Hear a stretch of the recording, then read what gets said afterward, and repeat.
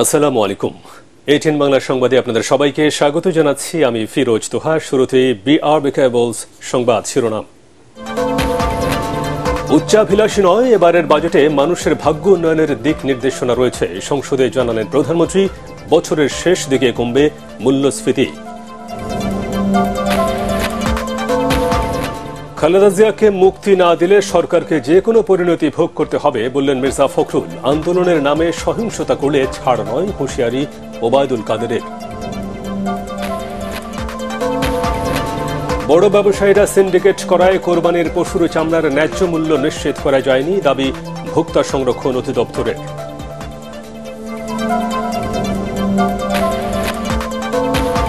গেল বছরের তুলনায় দেশে দ্বিগুণ হারে বেড়েছে সাইবার অপরাধ।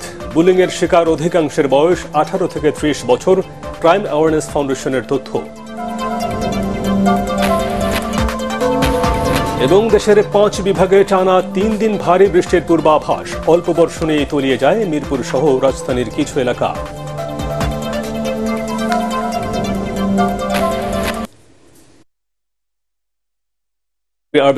সংবাদ শিরোনাম, এবারে বিস্তারিত।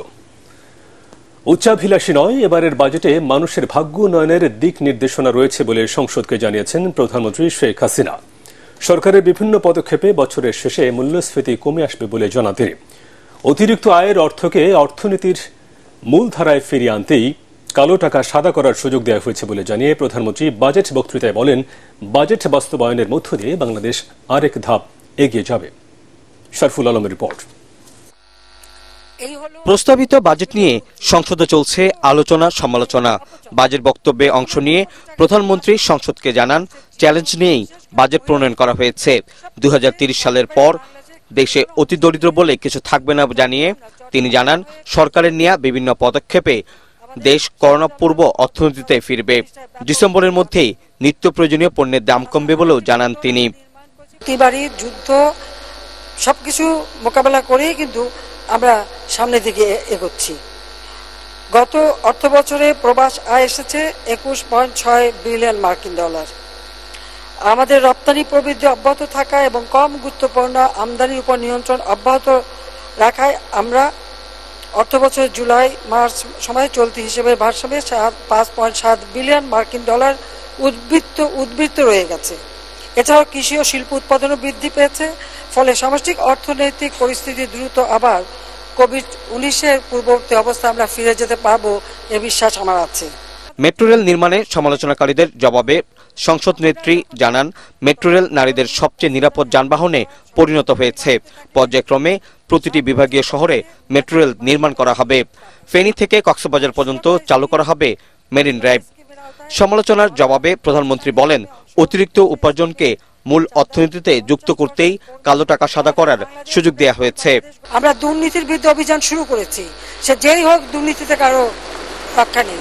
যারাই দুর্নীতি করবে আমরা করব। আর কালো টাকা সাদা, এটা কালো টাকা সাদা না। এখন সব জিনিসের দাম বেড়ে গেছে। এখন 1 কাঠা জমি যার আছে সে কয়েক কোটি টাকার মালিক। এই ঢাকা শহরে 1 কাঠা জমি থাকলে কয়েক কোটি টাকার মালিক। এভাবে অনেক সময় কিছু করতে যে অতিরিক্ত অর্থ চলে আসে, সেটা তারা বাজেটে দেখাতে পারে না। সেটা তারা আয়কর দিতে পারে না। সেটা আয়কর দিয়ে যাতে তারা মূল ফিরে আসে, মানে আয়কর দিয়ে মূল জনগোষ্ঠীতে যাতে ফিরে আসে, আর এই ধরনের কর্মকাণ্ড যাতে না করে, সেই জন্যই এই মাঝে মাঝে এই ধরনের সুযোগ দেয়া হয়। এর আগে স্পিকার শিরিন শারমিন চৌধুরীর সভাপতিত্বে সংসদে 2024-25 সালের বাজেট আলোচনা শুরু হয়। আলোচনা শুরুতেই কালো টাকা সাদা, কর হার সহ বাজেটের সমালোচনা করেন বিরোধী দলীয় নেতা GM কাদের। শরফুল আলম, এটিএন বাংলা, ঢাকা। বেগম খালেদা জিয়াকে মুক্তি না দিলে সরকারকে যে কোনো পরিণতির জন্য প্রস্তুত থাকার হুঁশিয়ারি দিয়ে নেতাকর্মীদের আন্দোলন তীব্র করার আহ্বান জানিয়েছেন বিএনপি মহাসচিব মির্জা ফখরুল ইসলাম আলমগীর। নয়াপল্টনের সমাবেশে তিনি অভিযোগ করেন, সাবেক সেনাপ্রধান ও আইজিপির অবৈধ সম্পদের তথ্য বেরিয়ে এলেও দুর্নীতিবাজ রাঘব বোয়াল এখনও ধরাছোঁয়ার বাইরে রয়ে গেছে। রিপোর্ট মইনুল্লাহ সানের। বিএনপির রাজনীতির প্রাণভোমরা বেগম খালেদা জিয়ার অসুস্থতা নিয়ে উদ্বেগ আর উৎকণ্ঠায় দিন কাটছে তার পরিবার ও দলীয় নেতাকর্মীদের। এভারকেয়ার হাসপাতালে চিকিৎসাধীন দলীয় প্রধানকে মুক্ত করতে দীর্ঘদিন পর মাঠের আন্দোলনে নেতাকর্মীরা। বেগম জিয়ার নিঃশর্ত মুক্তির দাবিতে কেন্দ্রীয় কার্যালয়ের সামনে সমাবেশে রাজধানী ছাড়াও আশপাশের জেলার নেতাকর্মীরা উপস্থিত হলে কর্মসূচি মহাসমাবেশে রূপ নেয়। নীতি নির্ধারকরা বলেন, বেগম জিয়া রাজনৈতিক প্রতিহিংসার শিকার। আন্দোলনের কোনো ফল আমরা ঘরে আনতে পারি নাই। এবার আমরা যখন প্রশ্ন করি যে কেন হচ্ছে না, আমরা যখন নিজেরা জিজ্ঞেস করি যে আমরা যথাসময়ে আমরা মাঠে থাকি না। কতদিন পরে প্রথম দেশনেত্রী বেগম খালেদা জিয়াকে নিয়ে আমরা মুখ খুলেছি, এই মুখ কিন্তু আর থামবে না। কোথায় গিয়ে থামবে সেটা আল্লাহই বলতে পারে। আমার প্রিয় ভাইদেরকে আমি আবার আহ্বান জানাতে চাই, দেশনেত্রী বেগম খালেদা জিয়ার মুক্তির স্বার্থে কোনো আপোষ কোথাও কারোর সঙ্গে আমাদের হবে না। তাকে আমরা মুক্ত করে ছাড়বো ইনশাআল্লাহ।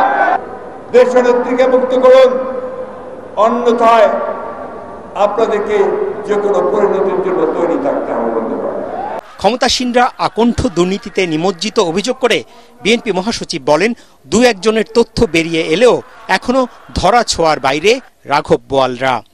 সেনাবাহিনীর সাবেক প্রধান আমরা চিন্তা করতে পারি না, সে আজকে দুর্নীতির সঙ্গে জড়িত, গণতন্ত্র ধ্বংস করার সঙ্গে জড়িত। আজকে অবিশ্বাস্য লাগে যখন দেখি পুলিশ বাহিনী প্রধান সাবেক, যারা হাজার হাজার কোটি টাকার মালিক সে। কিন্তু বড় বড় আরো যারা আছেন, যারা রাঘব বোয়াল, যারা চুরির হোতা, তাদেরকে কিন্তু এখন পর্যন্ত ধরা হচ্ছে না। বন্ধুগণ, আজকে এই দেশ এই আওয়ামী লীগের হাতে, এই বর্বরদের হাতে, লুটেরাদের হাতে একটু নিরাপদ নয়। প্রধানমন্ত্রীর ভারত সফরে হওয়া সমঝোতা চুক্তিকে দেশের স্বার্থ বিরোধী বলে দাবি করেন মির্জা ফখরুল। সমমনা দল ও জোট নেতাদেরও সরকার পতন আন্দোলনের পাশাপাশি বেগম জিয়ার মুক্তির দাবিতে সোচ্চার হওয়ার আহ্বান জানান বিএনপি মহাসচিব। মইনুল আহসান, এটিএন বাংলা, ঢাকা। আন্দোলনের নামে সহিংসতা করে বিএনপিকে ছাড় দেওয়া হবে না বলে হুঁশিয়ারি দিয়েছেন আওয়ামী লীগ নেতারা। দলের ৭৫তম প্রতিষ্ঠাবার্ষিকী উপলক্ষে রাজধানীতে মহানগর আওয়ামী লীগ দক্ষিণে আয়োজিত আলোচনা সভায় তারা বলেন, বিএনপির আন্দোলনে গতি না থাকলেও মুখে আছে বিষ। দলটির প্রতি জনগণের বিশ্বাস নেই বলেও জানান তারা। বিস্তারিত জানাচ্ছেন সৈয়দ রিয়াজ। রাজধানীর বঙ্গবন্ধু এভিনিউয়ে দলের প্রতিষ্ঠাবার্ষিকী পালন উপলক্ষে আলোচনা সভায় আওয়ামী লীগ নেতারা বলেন, দীর্ঘ সংগ্রামের পথ পাড়ি দিয়ে আজ উপমহাদেশের অন্যতম প্রাচীন দল আওয়ামী লীগ। বন্দুকের নলের আগায় যে সমস্ত রাজনৈতিক দলের জন্ম হয়েছে তাদের হুমকি ধামকিতে মোটেও বিচলিত নয় জানিয়ে নেতারা বলেন, আওয়ামী লীগ জনমানুষের দল। দুর্নীতির দায়ে সাজাপ্রাপ্ত বেগম খালেদা জিয়ার ব্যাপারে একবার মাত্র উচ্চ আদালত পর্যন্ত গিয়েছে, তারপর আদালতের দরজায় তারা দেয় না। এদের উদ্দেশ্য খারাপ। এরা বেগম খালেদা জিয়াকে জেলখানায় রেখে তারেক রহমানকে, সেই সন্ত্রাসী তারেক রহমানকে রাজনীতিতে প্রতিষ্ঠিত করতে চায়। সভায় দলের সাধারণ সম্পাদক ওবায়দুল কাদের দেশব্যাপী আওয়ামী লীগের নেতাকর্মীদের হুঁশিয়ার করে দিয়ে বলেন, বাড়াবাড়ি করলে কাউকে ছাড় দেয়া হবে না। বিএনপি ক্ষমতায় থাকতে দুর্নীতিকে প্রশ্রয় দিয়েছে, তবে আওয়ামী লীগ দুর্নীতিবাজদের বিচার শুরু করেছে বলেও জানান তিনি। দুর্নীতিবাজদের কারো ছাড় নেই, কারো ক্ষমা নেই, এটা শেখের বটি। শূন্য সহিষ্ণুতার নীতি দুর্নীতির বিরুদ্ধে। বিএনপি নেতারা দুর্নীতির বিরুদ্ধে কথা বলেন, লজ্জা করে না? আপনাদের ১ নম্বর নেতাই তো বড় দুর্নীতিবাজ। সরকারে থাকার পাশাপাশি আওয়ামী লীগ মাঠেও আছে উল্লেখ করে ওবায়দুল কাদের জানমাল রক্ষায় দলের নেতাকর্মীদের জনগণের পাশে থাকারও আহ্বান জানান। আমাদের জন্ম। সৈয়দ রিয়াজ, এটিএন বাংলা, ঢাকা। ক্ষমতা দখলকারী বড় ব্যবসায়ীরা সিন্ডিকেট করায় এবছর নানা উদ্যোগ নেয়ার পরও কোরবানির পশুর চামড়ার ন্যায্য মূল্য নিশ্চিত করা যায়নি বলে জানিয়েছেন ভোক্তা অধিকারের মহাপরিচালক AHM শফিকুজ্জামান। রাজধানীর FDC-তে বিতর্ক প্রতিযোগিতায় তিনি জানান, চিহ্নিত সিন্ডিকেটের বিরুদ্ধে শিগগিরই সরকারকে প্রতিবেদন দেওয়া হবে। এ সময় সম্ভাবনাময় চামড়া শিল্পের দুর্দশা লাঘবে প্রধানমন্ত্রীর হস্তক্ষেপ কামনা করেন ডিবেট ফর ডেমোক্রেসির চেয়ারম্যান হাসান আহমেদ চৌধুরী কিরণ। ইমদাদুল্লাহ বাবুর রিপোর্ট। চামড়াগুলোকে আমাদের বিদেশে রপ্তানি করতে হয়। কাঁচা চামড়ার ন্যায্য দাম নির্ধারণে বেসরকারি খাতের ভূমিকায় মুখ্য শীর্ষক এই বিতর্ক প্রতিযোগিতার আয়োজন করে ডিবেট ফর ডেমোক্রেসি। চামড়াগুলোকে রপ্তানি করতে হলে আমাদের সঠিকভাবে সংরক্ষণ করতে হবে। এ সময় প্রধান অতিথির বক্তব্যে ভোক্তা অধিকার সংরক্ষণ অধিদপ্তরের মহাপরিচালক AHM শফিকুজ্জামান জানান, কৃত্রিম চামড়ার কারণে প্রাণীজ চামড়ার কদর কমেছে আন্তর্জাতিক বাজারে। পাশাপাশি চামড়া প্রক্রিয়ার আন্তর্জাতিক মানদণ্ড অনুসরণ করতে না পারায় কমেছে রপ্তানিও। বড় বায়ার যারা, বিশেষ করে আমাদের ইউরোপিয়ান বায়ার, তারা কিন্তু আমাদের দেশ থেকে মুখ ফিরিয়ে নিয়ে গেছে। কারণ আমরা এখনো যে পদ্ধতিতে প্রসেস করছি সেখানে 100% আমরা কমপ্লায়েন্স, যেটা লেবার ওয়ার্কিং গ্রুপের সার্টিফিকেশন সেটা আমরা পাইনি। আমরা মাত্র 4টা কোম্পানি পেয়েছে এবং সেগুলো খুব বড় আকারের না। অনুষ্ঠানে ডিবেট ফর ডেমোক্রেসির চেয়ারম্যান হাসান আহমেদ চৌধুরী কিরণ বলেন, চামড়া শিল্পের ঘুরে দাঁড়ানো নিশ্চিতে এবং চামড়া আমদানিকারকদের সনদ অর্জনে এই পদ্ধতির আধুনিকায়ন দরকার। চামড়ার ন্যায্য দাম নিশ্চিতে সবারই হেমায়ত করে সিটি ব্যবস্থাপনাকে দ্রুত বাস্তবায়ন। যদি মাননীয় প্রধানমন্ত্রীকে হস্তক্ষেপ করতে হয়, তবু আমি অনুরোধ করতে চাই, এতিমরা, গরিবরা, যারা একেবারেই হতদরিদ্র, তাদেরকে এই চামড়া থেকে 2 পয়সা তারা ঈদের পরে পেয়ে থাকে, সেই ন্যায্যতা থাকে যাতে এই গরিব দুঃখী মানুষ বঞ্চিত না হয়, সেই জায়গায় কিন্তু আমি লক্ষ্য রাখবার জন্য। কাদের কারণে চামড়া শিল্পের এমন দুর্দশা, গোয়েন্দা সংস্থার মাধ্যমে তা খুঁজে বের করার দাবিও জানান ডিবেট ফর ডেমোক্রেসির চেয়ারম্যান। এ বিষয়ে শিগগিরই সরকারকে প্রতিবেদন দেয়া হবে বলে জানান ভোক্তা অধিকার সংরক্ষণ অধিদপ্তরের মহাপরিচালক। এই যে প্রান্তিক যে ব্যবসায়ীরা রয়েছে, তাদেরকে ক্ষতিগ্রস্ত করবার জন্য কম দামে ট্যানারি মালিকরা এবং আড়তদাররা এক ধরনের সিন্ডিকেট করে তারা এই চামড়াকে কিনে নিচ্ছে এবং এক পর্যায়ে তারা বলছেন যে তাদের চামড়া সংগ্রহ দরকার ছিল এত, কিন্তু তারা বেশি চামড়া এসে গিয়েছে। এই যে অজুহাত দিয়ে কিন্তু আমরা দেখতে পাচ্ছি যে পানির দামে কিন্তু একটা সিন্ডিকেট করে কিন্তু এই কাঁচা চামড়াকে আমরা কিনে নিতে দেখেছি। আসলে সিন্ডিকেট তো দেখা যায় না। এখন যে জিনিসটা আমি বললাম, প্রস্তাবটা কেন টেলিফোন করে আপনার এই চামড়াগুলো বাইরের ট্রাকগুলো ঢুকলো, তাহলে নিশ্চয়ই এখানে কাজ করছে এবং আমি ওই দিন গোয়েন্দা সংস্থাকে জানিয়েছি এবং আমি ইতিমধ্যেই একটি রিপোর্ট তৈরি করছি। প্রতিযোগিতায় প্রাইম ইউনিভার্সিটিকে হারিয়ে আমেরিকান ইন্টারন্যাশনাল ইউনিভার্সিটির বিতার্কিকরা বিজয়ী হয়। ইমদাদুল্লাহ বাবু, ATN বাংলা, ঢাকা। গেল বছরের তুলনায় দ্বিগুণ বেড়েছে সাইবার অপরাধ। পর্নোগ্রাফি ভিডিও বানিয়ে হুমকি, অনলাইনে বিকৃত ছবি প্রকাশ, অপপ্রচার সহ গত 1 বছরে সাইবার বুলিংয়ের শিকার হয়েছেন 47%।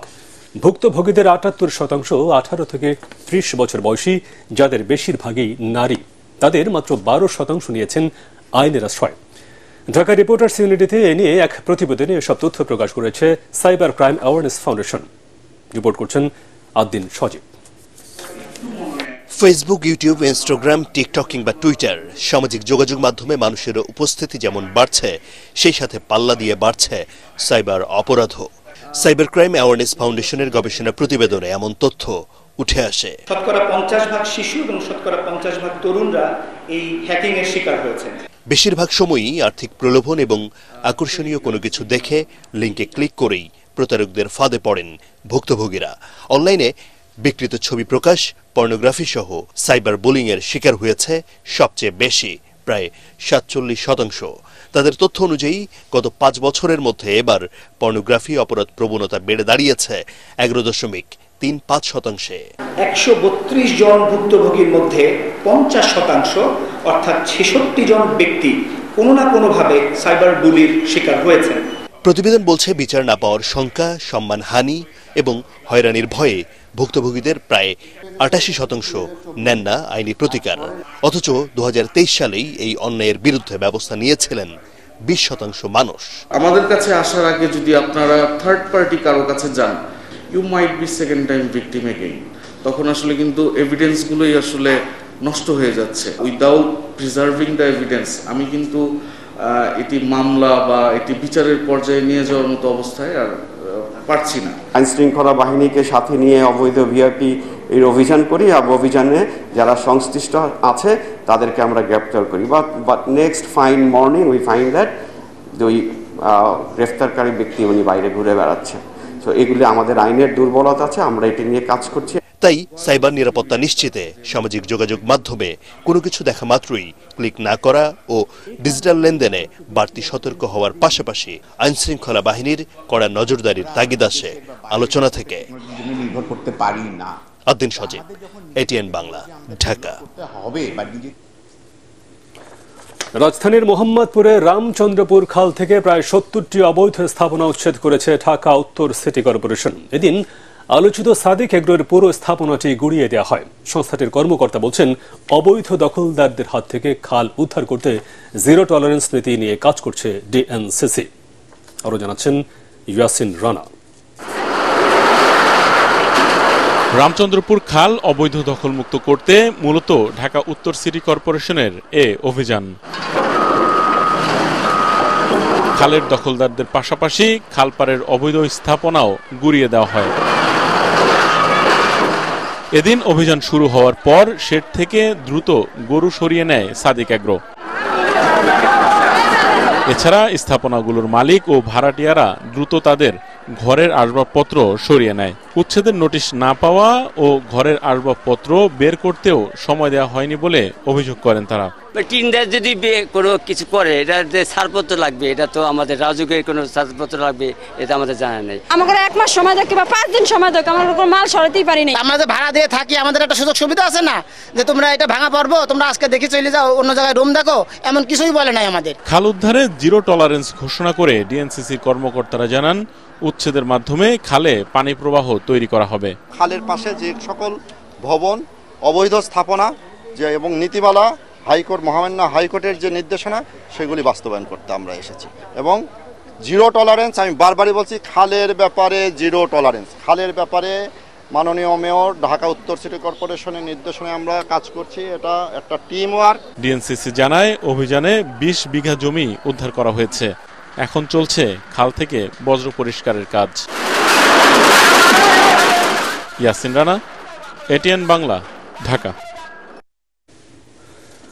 ক্ষণিকের বৃষ্টিতে জলাবদ্ধতা তৈরি হয় রাজধানীর বিভিন্ন এলাকার সড়কগুলোতে। জলজটের কারণে সবচেয়ে বেশি ভোগান্তিতে পড়েছেন শেওড়াপাড়া, কাজীপাড়া ও মিরপুর 10-এর বাসিন্দারা।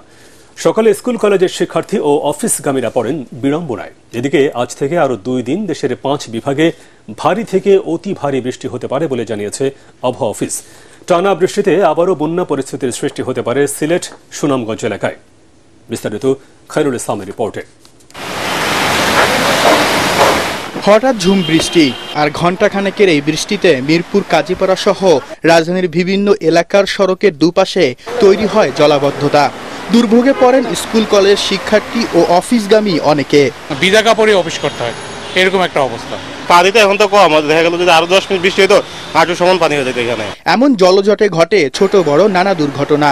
বছরের পর বছর এই সমস্যার স্থায়ী সমাধান না হয় ক্ষোভ জানান নগরবাসী। ওকে উদ্যোগ নেয় না, কোনো ড্রেন পরিষ্কার করে কি ওই মাঝে মাঝে ভিতরে ওই আমার এখন ভিতরে পানি উঠে গেছে। আমি সাইকেলের নিচে থাকি এই গলির মধ্যে, এখন আমার পানি ঢুকে গেছে। অল্প একটু বৃষ্টি হয়েছে, পানিতে পুরো যে জমে রয়েছে ময়লা, যে ময়লার জন্য আটা জানা ইয়া করা যায় না। এই যে এখন যাই আবার সব ধুয়ে মুছে তারপরে আবার দোকানে ঢুকতে হবে।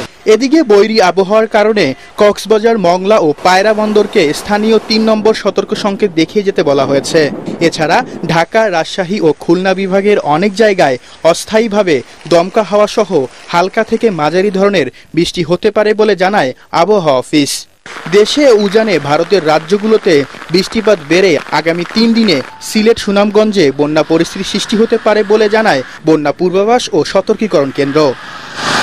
খায়রুল ইসলাম, এটিএন বাংলা, ঢাকা।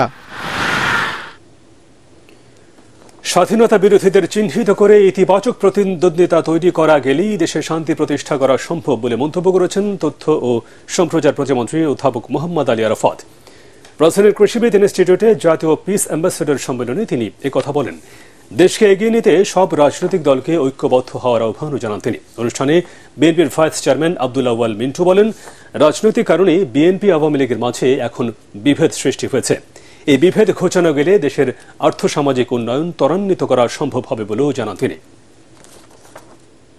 বাংলাদেশের প্রশ্নে আমাদের ঐক্যবদ্ধ থাকতে হবে। বাংলাদেশের জন্ম যেখানে, যে চেতনা ধরে, সেইখানে কোনো আপোষ চলবে না।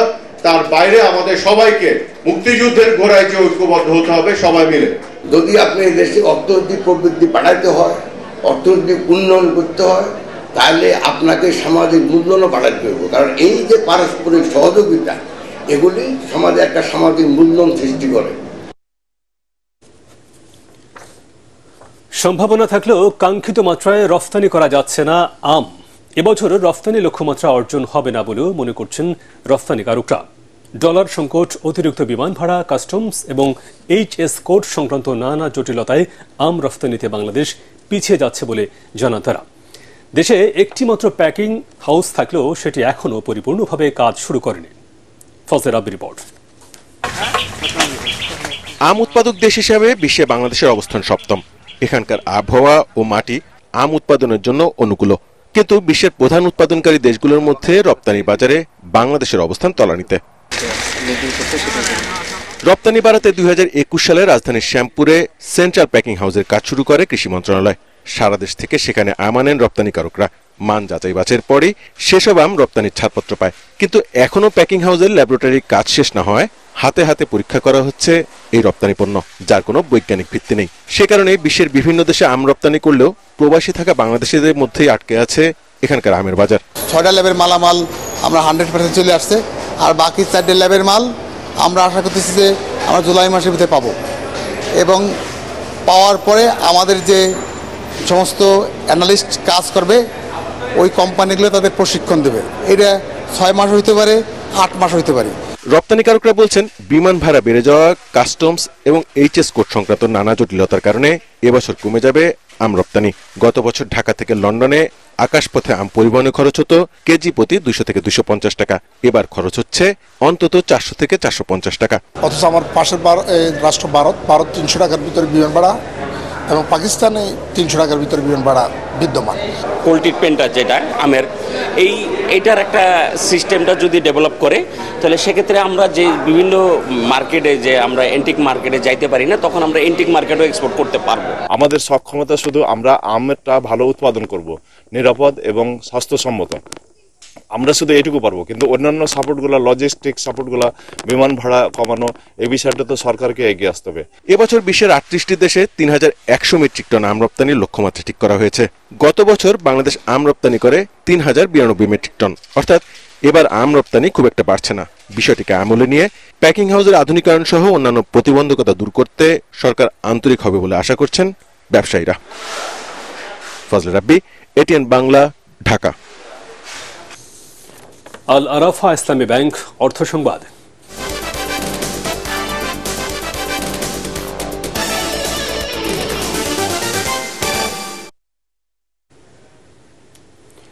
কিশোরগঞ্জের ভৈরবে বর্ষার শুরুতে ছোট বড় নৌকা তৈরিতে ব্যস্ত সময় পার করছেন কাঠমিস্ত্রিরা। নদীমাতৃক বাংলাদেশে বর্ষা এলেই গ্রামগঞ্জে বেড়ে যায় নৌকার কদর। এক গ্রাম থেকে আরেক গ্রামে যাতায়াত, মাছ ধরা, গোখাদ্য সংগ্রহ সহ নানা কাজে নৌকা জরুরি বাহন হিসেবে ব্যবহৃত হয়। আর এই সুযোগকে কাজে লেগে ভৈরবের আকবরনগর, শিমুলকান্দি, শ্রীনগর, কালিকা প্রসাদ সহ বিভিন্ন স্থানে কাঠমিস্ত্রিরা চাহিদা মতো তৈরি করছেন কুশ ও ডিঙ্গি নৌকা। মৌসুমের 4 মাস চলে তাদের এই ব্যস্ততা। তবে চলতি বছর কাঠের দাম বেড়ে যাওয়ায় নৌকা তৈরি করে তেমন লাভ হচ্ছে না বলে জানান মিস্ত্রিরা।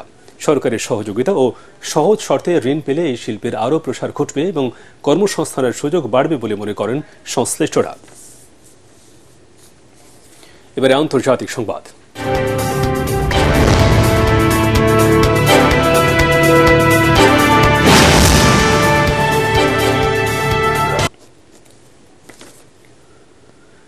ইরানে অনুষ্ঠিত প্রেসিডেন্ট নির্বাচনের ভোট গণনায় কোনো প্রার্থী প্রয়োজনীয় 50% বেশি ভোট নিশ্চিত করতে পারেননি। এমন অবস্থায় আগামী 5 জুলাই দেশটিতে দ্বিতীয় দফায় প্রেসিডেন্ট নির্বাচন অনুষ্ঠিত হবে। স্থানীয় সময় শনিবার ইরানের স্বরাষ্ট্র মন্ত্রণালয় এসব তথ্য জানিয়েছে। প্রকাশিত ফলাফল থেকে জানা গেছে 2,50,00,000-এর বেশি ভোট গণনায় সংস্কারপন্থী আইন প্রণেতা মাসুদ পেজেশকিয়ান 1 কোটির বেশি ভোট পেয়ে নির্বাচনী দৌড়ে এগিয়ে আছেন। তার সঙ্গে হাড্ডাহাড্ডি লড়াইয়ে থাকা কট্টরপন্থী প্রার্থী সাইয়েদ জালিলি পেয়েছেন 94 লাখের বেশি ভোট। নিয়ম অনুযায়ী কোনো প্রার্থী যদি ন্যূনতম 50% ভোট না পান, সেক্ষেত্রে নির্বাচন দ্বিতীয় দফায় গড়াবে। প্রথম দফার নির্বাচনে প্রথম ও দ্বিতীয় অবস্থানে থাকা 2 প্রার্থীর মধ্যে তখন প্রতিদ্বন্দ্বিতা হয়। প্রথম দফার ফল ঘোষণার পর প্রথম যে শুক্রবারটি আসে সেদিনই দ্বিতীয় দফার ভোট হয়। এবারে টি-20 বিশ্বকাপের খবর।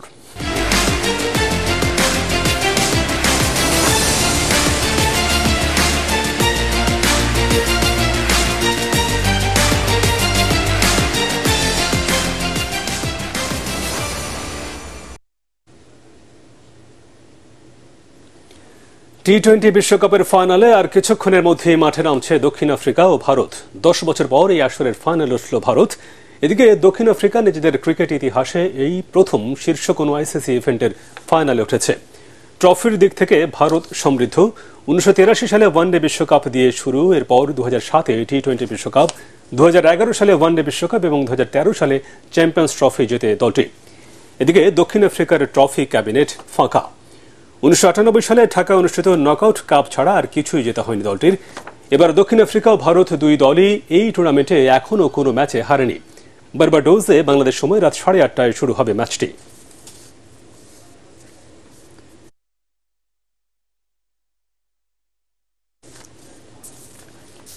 এবারে পার্টেক্স খেলার খবর।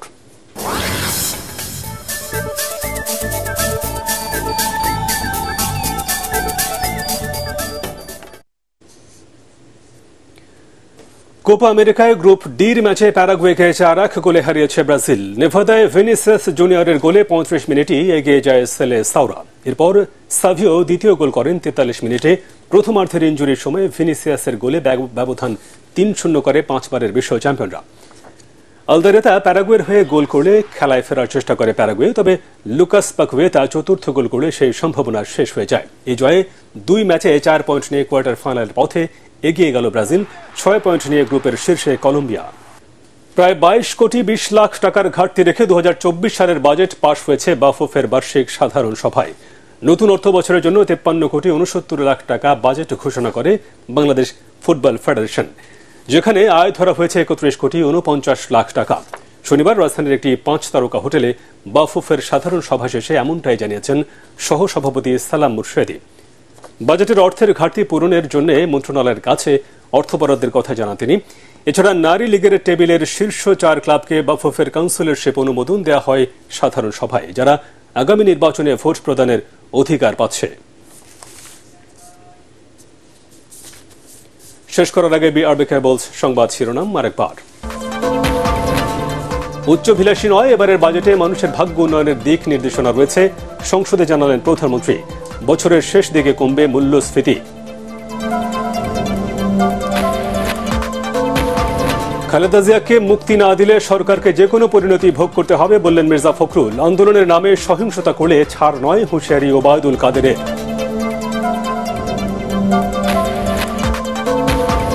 বড় ব্যবসায়ীরা সিন্ডিকেট করায় কোরবানির পশুর চামড়ার ন্যায্য মূল্য নিশ্চিত করা যায়নি, দাবি ভোক্তা সংরক্ষণ অধিদপ্তরের।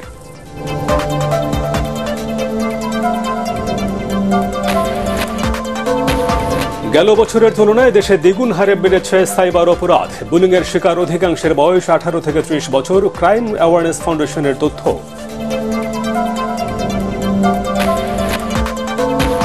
এবং দেশের 5 বিভাগে টানা 3 দিন ভারী বৃষ্টির পূর্বাভাস। অল্প বর্ষণেই তলিয়ে যায় মিরপুর সহ রাজধানীর কিছু এলাকা।